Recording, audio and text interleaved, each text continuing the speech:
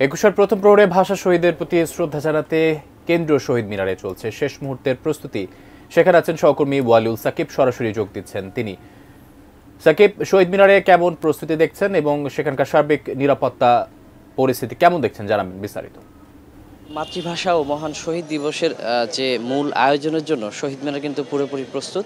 আমরা দেখতে পাচ্ছি একেবারে শেষ মুহূর্তের যে ঝাড়পোছ সেটি কিন্তু এখানে করা হচ্ছে এবং আমরা জানি যে গত কয়েকদিন ধরেই এই শহীদ মিনারকে প্রস্তুত করার জন্য যে কার্যক্রমগুলো সেগুলো চলছিল এবং আমরা দেখেছি যে ঢাকা বিশ্ববিদ্যালয়ের চারুকলা অনুষদের শিক্ষার্থীরা, চারুকলা বিভাগের শিক্ষার্থীরা কিন্তু এই যে জাতীয় কেন্দ্রীয় শহীদ মিনারের মূল বেদি সহ যে আশেপাশের সড়কগুলো সেখানে কিন্তু তারা আলপনা এঁকেছে এবং যে নিরাপত্তার ব্যবস্থাটি সেটিও কিন্তু এখানে করা হয়েছে। পুরো শহীদ মিনার যে সহ আশেপাশের এলাকাগুলো, আশেপাশের সড়কে কিন্তু সিসিটিভি ক্যামেরার আওতায় আনা হয়েছে এবং শিয়া বাটার ও ভিটামিন ই সমৃদ্ধ lily glam beauty soap. Lily, always beautiful.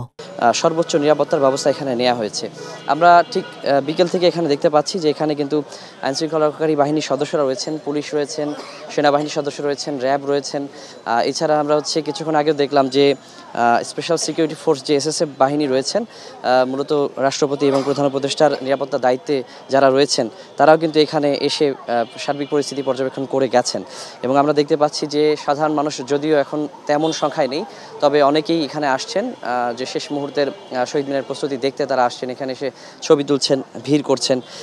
সব মিলে বলা যায় যে পুরোপুরি প্রস্তুত, তবে শেষ মুহূর্তের যে ঝাড়পোছ সেটি আমরা দেখতে পাচ্ছি।